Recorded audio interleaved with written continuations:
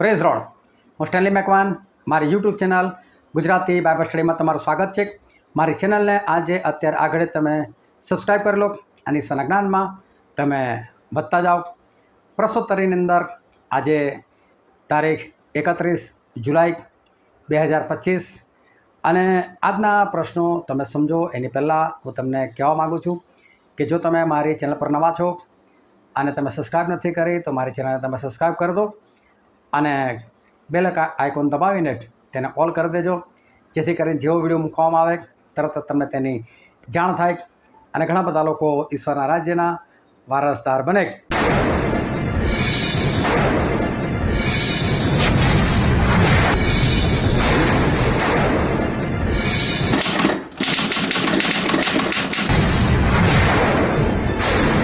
અને આજનો જે પહેલો પ્રશ્ન છે એ આ છે, જ્ઞાનીઓથી તથા બુદ્ધિમાનોથી તે એ વાત ગુપ્ત રાખીને કોને પ્રગટ કરી છે?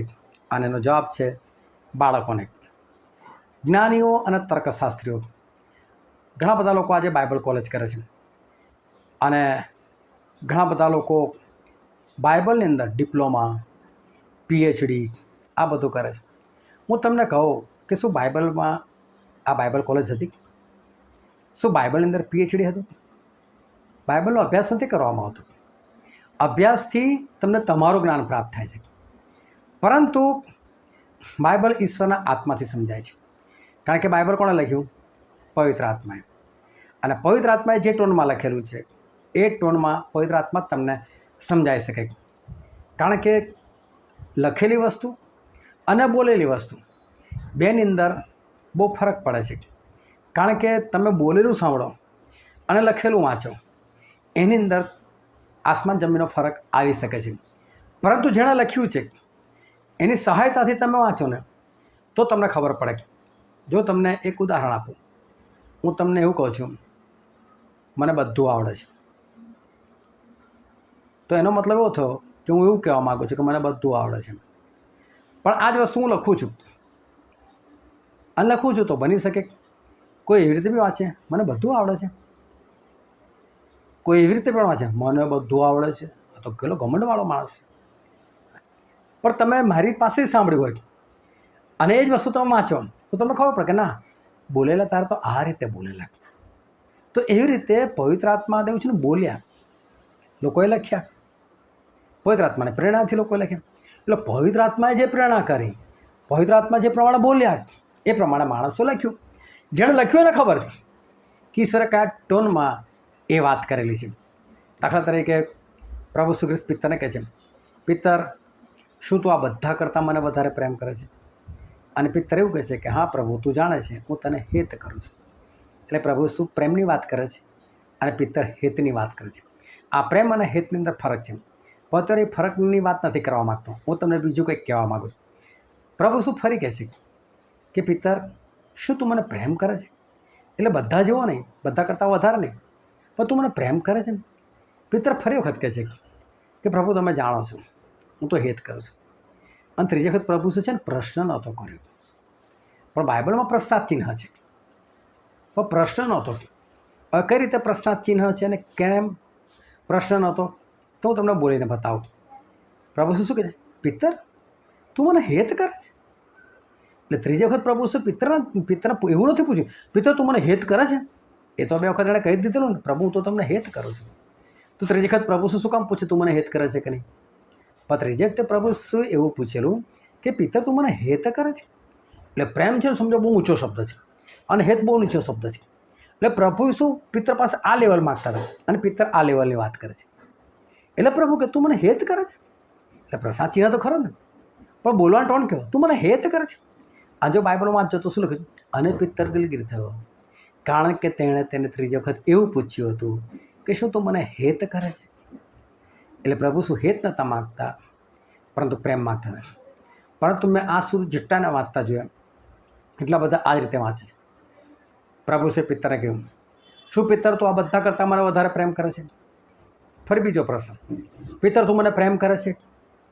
અને ત્રીજો પ્રશ્ન, પિત્તર શું તું મને હેત કરે છે? જો તું મને હેત કરે છે એનો જવાબ શું હોય? હા કે ના? પણ જ્યારે પ્રભુ શું કહેતું શું તું મને હેત કરે છે તો એનો જવાબ આપવાનો છે, નથી જવાબ આપવાનો. ત્યાં તો પ્રભુ શું કહે, ભાઈ હું તારી પાસે શું માગું છું, તું મને આપી શું રહ્યો છે, એ વસ્તુ. અવિચારો આ સમજવા માટે પવિત્ર આત્માની જરૂર છે કે નહીં? અગર પવિત્ર આત્મા એ ના સમજી શકે. એલિસા એલિયાની સાથે ગયેલા અને ઉપરથી અગ્નિ ઘોડા આવે છે અને એલિયા એ બાઉન્ડરમાં થઈને ત્યાંથી તોફાનમાં થઈને એ રથમાં બેસીને ઈશ્વર પાસે જતા રહે છે. અને એ સમયે એલિસા શું બોલે કે બાપરે બાપ, બાપરે બાપ, ઇઝરાયલના ઘોડા, ઇઝરાયલના રથો, ઇઝરાયલના સવારો. એટલે બહુ આશ્ચર્ય થયો કે કેટલા જોરદાર છે કે જેમ આશ્ચર્ય, હું મારા બાપરે એમ થાય છે. અને એ જ એલિસા એમની સેવાના ભાગમાં એકવાર રાજા આવે છે. આ રાજા સલાહ લેવા આવે છે અને એ રાજાને જોવે છે ને ત્યારે આ શબ્દો ફરી એલિસા વાપરે છે. પણ એ સમયે ઇઝરાયલ લોકો આખા બધા નીચે પડી ગયેલા હતા, પાપમાં હતા, ગભરાતા હતા, બીતા હતા. અને એવા સમયે જ્યારે આ એલિસા લોકોને જોવે છે, એલિસા ફરી એ શબ્દો વાપરે છે, મારા બાપ રે, ઇઝરાયલના રથો અને ઇઝરાયલના સવારો. ટોન આખો અલગ છે. આ જગ્યાએ ટોન એવું કહેવા માગતો, પ્રભુ શું આ કઈ ઇઝરાયલના ઘોડા અને કઈના રથો હતા અને આ જો ને મારા બાપ રે, બધું ખલાસ થઈ ગયું. ઇઝરાયલના ઘોડા રથો બધા ખલાસ, એ ભાષામાં એ બોલેલા. પણ તમે વાંચો ને તો બે બાજુ તમે સરખું વાંચી શકો છો, મારા બાપ રે, ઇઝરાયલના રથો અને સવારો. ફરી વખત બી તમે એ રીતે વાંચી શકો છો.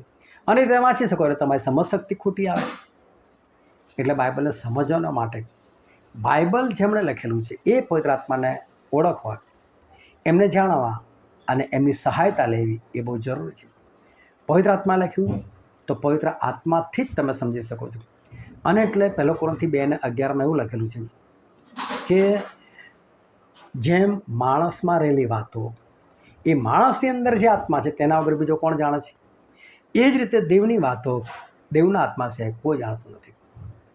દેવની વાતો એટલે બાઇબલ, અને એ વાતો કોણ જાણે છે? દેવનો આત્મા એટલે પવિત્ર આત્મા.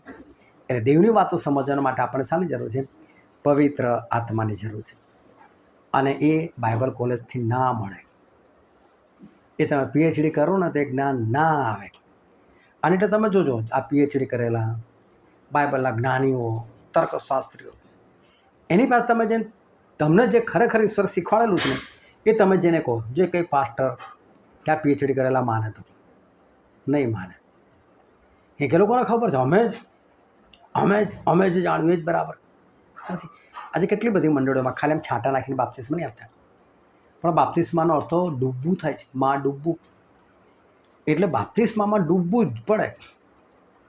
પછી છાંટા નાખે છે ને તમે કહેજો ભાઈ બાપ્તિસ્માનો અર્થ શું થાય કે છે? એકવાર એક ચર્ચની અંદર પાસ્ટર આવું બોલ્યા કે બાપ્તિસ્માનો અર્થ માં ડૂબવું થાય છે. તો મેં એમને કીધું તમે કેમ પછી આ નથી આપતા? મને કે ઉપરથી ચાલતું આવ્યું છે. તો જ્યારે તમે સમજો તો તમે માનતા કેમ નથી? બધા નહીં માનતા. કેમ? અમે જે કર્યું બરાબર છે. ઘણી જગ્યાએ કુંડમાં ડૂબાડે છે, ઘણી જગ્યાએ વહેતા પાણીમાં ડૂબાડે છે, તો કોઈ ઝંડા નીચેથી કાઢે છે. હું કહું છું શું બધા સાચા? કોઈ એક જ સાચું હોઈ શકે ને? કાં તો બધા ખોટા હોઈ શકે, પણ બધા અલગ અલગ કરતા હોય ને બધા સાચા હોય ને તો ના જ બને ને. એ વસ્તુ કોણ શીખવાડે? એ લોકો બધા કોઈ જગ્યાએ શીખીને જ આવ્યા છે બાઇબલ કોલેજમાં. પણ પવિત્ર આત્મા નહોતા ત્યારે આવું થયું. એટલે પવિત્ર આત્માથી તમે જે સમજો ને એ ખરી સમજ. એટલે બાઇબલમાં એવું લખેલું, પ્રભુ શું કહે છે કે હે પિતા, હું તમારી સ્તુતિ કરું છું કે તમે બાઇબલની વાતો, ઈશ્વરની વાતો તમે જ્ઞાનીઓથી ને તર્કશાસ્ત્રીઓથી ગુપ્ત રાખી છે. પણ કોને પ્રગટ કર્યું? તો કે બાળકોને પેલા નાના બાળકો છે ને એની વાત નથી કરતા, પણ બાળકોનો ખરો અર્થ થાય જે બાળક જેવા છે. હા પ્રભુ, બાળક શું કરે? મમ્મી પાણી આપો ને, મમ્મી ખાવાનું આપો ને, મમ્મી મસળી આપો ને, મમ્મી કપડાં પહેરાવો ને, બધો આધાર મા બાપ પર. એ રીતે જે ઈશ્વર પર આધાર રાખે છે ને એને ઈશ્વર બધું પ્રગટ કરે. પણ હું શીખીને આવ્યો છું, હું ડિપ્લોમા થયેલો છું, PhD કરેલું છે, મેં DTH કરેલું છે, મેં BTH કરેલું છે, રહી જાય બધા એમાં કશું ના થાય. એટલે પ્રભુ કહે છે કે બધું કોને પ્રગટ કરેલું છે? તો બાળકોને પ્રગટ કર્યું છે. બીજો પ્રશ્ન છે, તમે ભૂંડા છતાં તમારા છોકરાને કેવા દાન આપી જાણો છો? અને એનો જવાબ છે સારો. ત્યાં પ્રભુ શું પહેલાં પ્રાર્થના શીખવાડેલી કે તમે પ્રાર્થના કરો ને તો આવી પ્રાર્થના કરો, આકાશમાંના મારા બાપ, એ પ્રાર્થના શીખવાડેલી. અને ત્યાર પછી પ્રભુ શું એવું કહે છે કે તમારા માનો કોઈ છોકરું કહે છે એના બાપની પાસે કહે છે કે એ રોટલી માગે તો પથ્થર આપે કે છે, એ માછલી માગે તો સાપ આપે કે છે. તો કે તમે ભૂંડા છતાં તમારા છોકરાને સારું જ આપો છો ને. તો પછી કહે છે કે હું આકાશમાંનો બાપ, તમે મારી પાસે માગો તમને ભૂંડું આપો? હું તો તમને વિશેષ કરીને પવિત્ર આત્મા કેમ ના આપું કે છે, હું તો તમને પવિત્ર આત્મા આપું કે છે, ઉચ્ચ વસ્તુ આપું. એટલે પ્રભુ કહેવા માગે છે કે આપણે પ્રભુ પાસે માગીએ ને સારી સારી વસ્તુ, ઉચ્ચ વસ્તુ અને સૌથી મોંઘી વસ્તુ પવિત્ર આત્મા એ આપણને આપી દે. અને પવિત્ર આત્મા આવે એટલે એ સ્વર્ગની ચાવી છે. એનાથી વિશેષ આપણા માટે કશું નથી. એટલે કે તમે ભૂંડા છતાં તમારા છોકરાને સારો આપો છો તો આકાશમાંનો બાપ તો સારા જ છે, તો આપણે સારું જ આપશે ને. એમની પર વિશ્વાસ કરો. ત્રીજો પ્રશ્ન છે, સુલેમાનનું જ્ઞાન સાંભળવા કોણ આવી હતી? અને સુલેમાનનું જ્ઞાન સાંભળવા માટે જે આવેલી હતી એનો જવાબ છે દક્ષિણની રાણી શેબાની રાણી. આ જે છે ને અન્ય ધર્મની સ્ત્રી હતી અને સુલેમાન બહુ જ્ઞાની હતા. અને એને ત્યાં બધી ખબર પડી કે એક સુલેમાન નામનો રાજા આવ્યો છે ઇઝરાયલની અંદર, બહુ પાવરફુલ છે, બહુ જોરદાર છે, બહુ જ જ્ઞાની છે, જબરદસ્ત જ્ઞાન છે, એની જોડે ઉભા રહેનારા બધા જબરદસ્ત જ્ઞાની છે, બહુ પાવરફુલ લોકો છે. કે આને બધું આશ્રય હોતો હશે આવું તો, આટલો બધો કોઈ જ્ઞાની થોડો હોય, જ્ઞાની આટલો બધો જ્ઞાની થોડો હોય. આ તો ઈશ્વરના જ્ઞાનથી ભરપૂર, ઈશ્વર આપેલું. અને ઈશ્વર સુલેમાને કીધેલું કે તારા જો જ્ઞાની એના પહેલાં થયો છે ના કોઈ થશે. વારાણી એ તો બધી ભેટ સોગાદો લઈને આવી કે લાય જઈને મને જવા દે, જોવા દે તો શું છે. અને એણે જોયું બધું, રાજાના જોયા, રાજાની બુદ્ધિ જોઈ, એટલા બધા ગૂંચવડા પ્રશ્નો એણે પૂછ્યા ને, પણ રાજાએ બધાનો જવાબ આપ્યો. પેલી આશ્ચર્યચકિત થઈ ગઈ કે સવાલનો જવાબ આની પાસે. અંજોડો જે લોકો બધા જે અદબથી વ્યવહાર કરતા હતા, ઉઠવું બેસવું બધું જોયું, આ રાણી દંગ રહી ગઈ. અને કહે છે કે સુલેમાન રાજા મેં જેટલું સાંભળેલું ને એ તો અડધું નહોતું. જોરદાર કહે છે, તારા દેવને મહિમા હો કે છે, ખતરનાક તને ઈશ્વર આપેલું છે. પણ વિચાર કરો, એક પરદેશી સ્ત્રી ઈશ્વરનું જ્ઞાન જોવા માટે આવી, પણ આજે આ વિશ્વાસીઓનું શું, આજે ખ્રિસ્તીઓનું શું? બસ રવિવારે ગયા, એક બે ગીત ગયા, દાન આપ્યું, ઘર આવ્યા, ચિકન મટન ખાઈને સૂઈ ગયા, બાઇબલ મૂકી દીધું, વાર્તા પતી ગઈ. આગળ જીવન નથી. તમે લોકો જ્ઞાન માટે દોડો છો.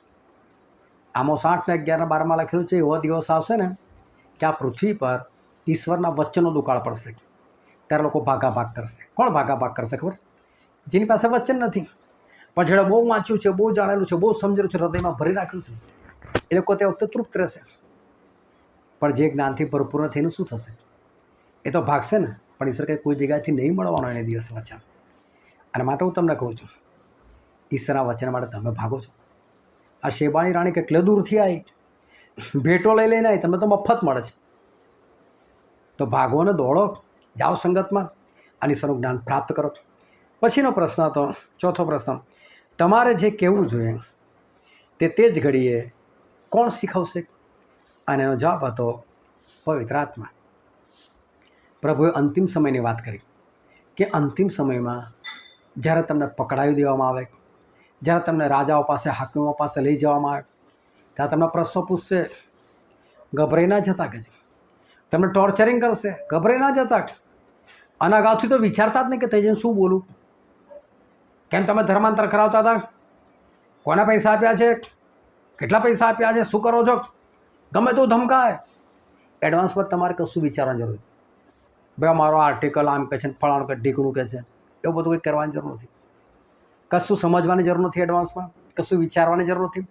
પ્રભુ કહે છે એ સમયે પવિત્ર આત્મા તમારામાં બોલશે.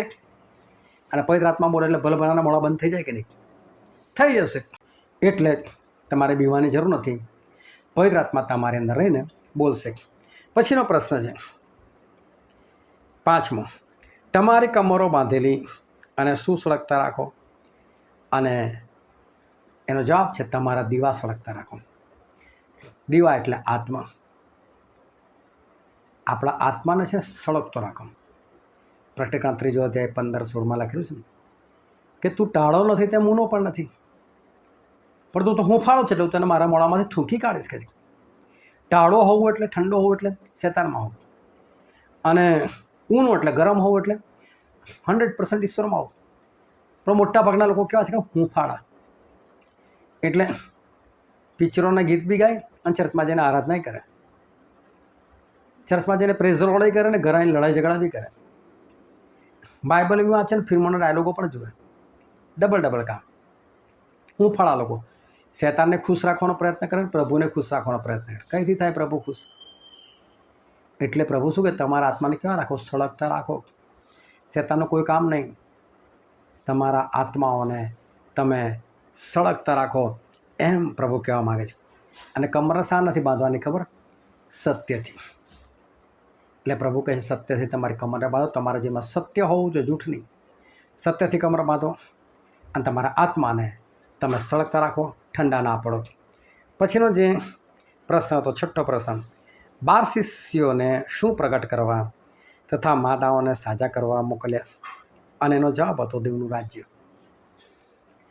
આજે કેટલા બધા લોકો ખાલી સાજાપણા જ કર કરે છે. આવડો અમારે ત્યાં સાજા થઈ જાઓ, અમારે ત્યાં ભૂત બગાડો, ફલાણું ટીકણું, વિઝા લાગી જશે, આશીર્વાદો મળી જશે. એટલે એનું શું કામ છે? તમે ગમે એટલા સાજા મરવો કે નહીં? આયુષ્ય પૂરું થાય એટલે મરવાનું કે નહીં? મૂસા જેવા મૂસા 120 વર્ષના થયા, આંખો ઝાંખી નથી પડી, શરીરનું બળ ઘટ્યું નહોતું, તો પણ મરી ગયા ને. મરવાનું તો છે જ. તમે બીમાર હો કે ના હો, તમે હટ્ટા હો કે ના હો, મરવાનું તો છે જ.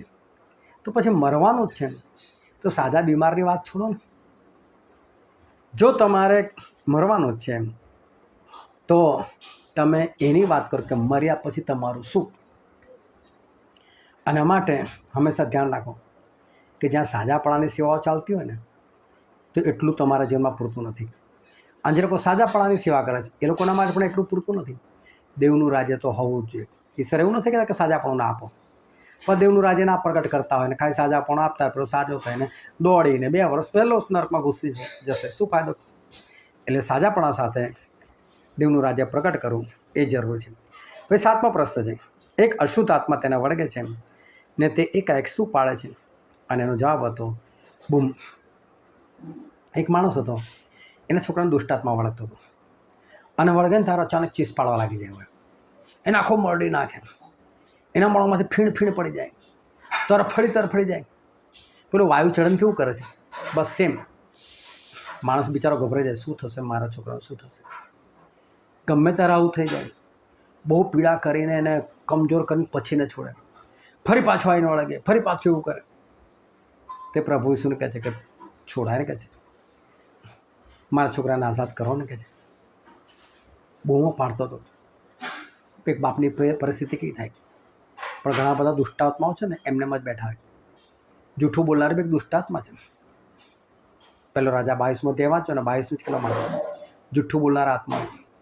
ભર ઊંઘનો પણ આત્મા હોય, જેને વધારે ઊંઘ આવે છે ને, વચનમાં ઊંઘ આવતી, એ બધા દુષ્ટાત્માના કામ છે. તો ભર ઊંઘનો પણ આત્મા હોય. આ બધા સાવધ રહેવાનું. આળસનો પણ આત્મા હોય, જે તમને આળસ જ કરા, સવારે વહેલા ન ઉઠવા દે. આ બધા આત્મા છે ને પ્રગટ નહીં થતા, તમને મારી નાખવાનો પ્રયત્ન કરતા દેખાતા નથી, પણ ખરેખર તમને મારી નાખવા માટે જ લઈ જઈ રહ્યા છે. એ તમને નરકમાં લઈ જવા માટે જ રહ્યા છે. તમે નક્કી કરો કાલથી તો સવારે વહેલું ઉઠીને બાઇબલ વાંચો. એવો આળસનો આત્મા તમને ઘેરીને તમે ઉઠો જ નહીં, અને તમને કહો છો કાલે ઉઠીશ. ગઈકાલે તો નહોતું, મોડું થઈ ગયું મને, અને દિવસની 8 કલાક તો ઊંઘ જોઈએ ને. એ જ દિવસો તમને વિચાર આવશે. જે દિવસ તમે નક્કી કરો ને એ જ દિવસ તમને વિચાર, 8 કલાક તો ઊંઘ જોઈએ ને, કઈ મળી છે 8 કલાક? નહીં મળી, લઈ લો પછી કાલને, તો પછી માથું દુખશે. શેતાન બધા વિચાર લાવે. આળસ એના આત્મા હોય છે. ક્રોધનો આત્મા હોય છે, જે તમને ક્રોધ જ કરાવે. આ બધા આત્માઓ છે, એનાથી આઝાદ થવાની એ જરૂર છે. ખાલી આવા જ આત્માઓ નહીં કે જે વાયુ ચડાવે. એના માટે દરેક આત્માઓથી છૂટવા માટે પ્રભુશ્રી પાસે જવાની બહુ જરૂર છે. આ બાળકનો બાપ પ્રભુ ઈસુ પાસે આવ્યો અને એના છોકરાને સાજા પણ મળ્યું. તમે પણ પ્રભુ ઈસુ પાસે જાઓ. આવો ક્રોધનો આત્મા, લડાઈ ઝઘડાનો આત્મા, વેરઝેરનો આત્મા, વેરનો બી આત્માઓ છે. ન્યાયાધીશ 9:23 લખેલું છે. વિશ્વાસઘાતનો આત્મા હોય છે. તો આ બધા આત્મા હોય તમને આઝાદી મળશે. તમે ઈશ્વર પાસે જાઓ. અને પછી 8મો સવાલ હતો, હું તમને વરુઓમાં કોના બચ્ચા જેવા મોકલું છું? ઘેટાના બચ્ચા જેવા. અવરું હોય એ તો ઘેટાને ફાડી જ ખાય. પ્રભુના લોકો એટલે ઘેટાના જેવા, અને પ્રભુ સિવાયના લોકો વરુ જેવા. એ તમને ફાડી ખાવા દોડે. અને એવા લોકોને ઘેટાના બચ્ચા બનાવવાના છે. બહુ મહેનતવાળું કામ છે, પણ આપણે કરવું જોઈએ. વધારે રોજ એક જણ સુવાર્તા આપો ને તમે, અને ઘરે આવીને એના માટે પ્રાર્થના કરો, ઈશ્વર કરશે કામ. પરંતુ એ લોકોથી ગભરાઈને રહેવાથી કોઈ ફાયદો નથી. અને પછી 9મો સવાલ હતો, તમે જે જુઓ છો તે જેઓની આંખો જુએ છે તેઓને શું છે? અને એનો જવાબ છે તેઓને ધન્ય છે. પ્રભુસુના શિષ્યો પ્રભુસુને જોતા હતા, અને પ્રભુસુને જોવાની આશા ઇબ્રાહિમ પણ રાખતા હતા. પણ ઇબ્રાહિમ મરી ગયેલા, ના જોઈ શક્યા દિવસ. એટલે પ્રભુ શું કે તમે જે જુઓ છો ને, તો બહુ લોકો જોવા ચાહતા હતા. તમારું સારું છે કે તમને હું જોવા મળું છું. તમારી આંખોને ધન્ય છે કે તમે જુઓ છો. ઘણા બધા લોકો જોવા ચાહતા હતા, ના જોઈ શક્યા. અને માટે તમે એવી આંખો રાખો કે તમે આજે પણ ઈશ્વરને જોઈ શકો. અને છેલ્લો પ્રશ્ન 10મો હતો, કોની પાસેથી જેવો માંગે તેમને તે પવિત્ર આત્મા આપશે, અને જે આકાશમાંના બાપની પાસે. કોઈ માણસ પાસે દોડ ભાગ ના કરશે. અમે નવા નવા વિશ્વાસમાં આવતા હતા ને, બહુ સેવકો પાછળ દોડ્યા. કોઈ અમને પવિત્ર આત્મા જોઈએ છે, પવિત્ર આત્મા જોઈએ છે, અમને અન્ય ભાષા જોઈએ છે. મારી પત્ની બહુ ભાગતી હતી, જે આવે ને કે મારા માટે પ્રાર્થના કરો, મને અન્ય ભાષા મળે. એકવાર મેં કીધું, શું કામ બધાને નોરા કરે છે, અને કોઈ પ્રાર્થના તો કરતું નથી. ચાલો આજે આપણે પહેલાં પોતે જ બેસીએ, ડાયરેક્ટ ઈશ્વર પાસે માગીએ. અને અમે બેઉ બેઠા, અમને બેઉને અન્ય ભાષા મળી, અને બેઉને પવિત્ર આત્મા પણ મળ્યા. આપણા ઈશ્વર અદ્ભુત છે. આકાશમાંના બાપની પાસે માગો, બીજાની પાસે શું દોડવાનું. આ માટે આપણે એ રીતે કાર્ય કરીએ. અને આ રીતે રોજે 10 પ્રશ્નો પૂછવામાં આવે છે. સાથે સાથે આવી રીતે નાનકડો વિડીયો બનાવીને થોડી સમજૂતી પણ આપવામાં આવે છે. આવી રીતે તમારું બાઇબલ વાંચન વધે છે. અને ખાસ કરીને અમુક જે સવાલો ફેરવી નાખો છો, એના કારણે તમે યોગ્ય રીતે ચીવટથી, ધીરજથી, શાંતિથી યોગ્ય રીતે બાઇબલ વાંચતા પણ તમે શીખશો. અને માટે પોતે સાવધાન રહો. ઈશ્વર તમને આશીર્વાદ આપે. આમીન. અને જો તમે આ બાઇબલ સ્પર્ધામાં, બાઇબલ ક્વિઝની અંદર તમે જોડાવા ચાહો છો, તો તમારું નામ, સરનામું લખીને મને મોકલો. અને સાથે સાથે તમે એવું લખીને મોકલો કે મારે આ પ્રશ્નોત્તરીમાં ભાગ લેવો છે, તો હું તમારું નામ એડ કરી દઈશ. અને આવતીકાલથી તમને પણ પ્રશ્નો મોકલીશ. શરત એક જ છે, રોજે જવાબ આપવાના છે. પણ જે લોકો રોજ નથી જવાબ આપતા, એ લોકોને કાઢી પણ મૂકું છું. કારણ કે જેને આગળ વધવું છે એના માટે જ આ બાઇબલ ક્વિઝ છે. જેને ટાઈમ પાસ કરો છે ને, એવા લોકો માટે નથી. એટલે એવા લોકોને તો હટાવી પણ દઉં છું. એટલે મને રોજે જવાબ મળશે તો નામ તમારું કાયમ રહેશે, તમારા ફાયદા માટે છે. અને તમે ઈશ્વરમાં આગળ વધશો, તમારું સારું થશે. આમેન.